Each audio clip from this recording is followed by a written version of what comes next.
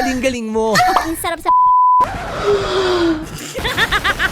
Kayang-kaya mo bang sabihin yun mismo sa isang tao na ang galing mo. Ayun naman. Alam mo, pag nagbibigay tayo ng compliment, dapat feel na feel mo yan pag sinasabi mo. Dapat ano yan? Ang galing mo. Ganon! ay, Ang galing mo. hindi ka nahihiya? O minsan parang, hiyaan mo na, sige na, basta ginalingan Oo, niya. basta okay ganyan. na yun. Hindi. Siyempre, ano yung mas nakakapag-boost ng ano yun eh. Mas lalo niyang gagalingan. Mas lalo siyang aariba.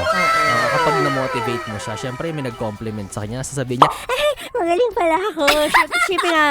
Isa pa nga. Kapag halimbawa ginawa niya yung isang magandang bagay sa'yo, tapos parang gusto mo minsan i-compliment kaso nahihiya ka baka nga iba yung dating sa kanya or minsan ikaw mismo parang hindi mo kayang sabihin dahil correct. hindi mo alam kung baka lumaki yung ulo niya. Oo nga. Kaya depende yan sa delivery mo. Oo. Huwag naman yung parang masyado kang maingay kasi baka mahiya siya. Oo. Ganyan. Like, Ang galing mo.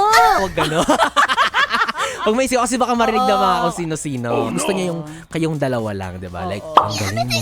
Ganun. So si Biboy Bibo, nako talagang nagsasabi ka talaga. Oo, verbally. Nagko-compliment ka talaga Correct. na magaling yung isang tao. Dapat lang, di ba? Para mas ganahan kayong dalawa. Ang galing mo. Para ikaw, Maria Morena. Biboy, ang galing-galing mo. Thank you, Maria Morena. Salamat.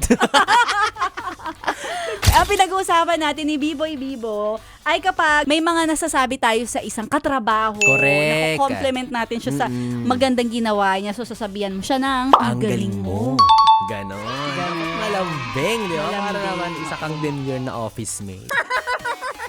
Napayes ka ba sa napanood mo, yes friend? Alam mo na ang gagawin mo, ha? Hit like and subscribe. And click the notification bell para ma-update ka namin. Kung gusto Gusto mo, mag-comment ka pa. Hindi ka namin iisnabin. Go, yes, friend.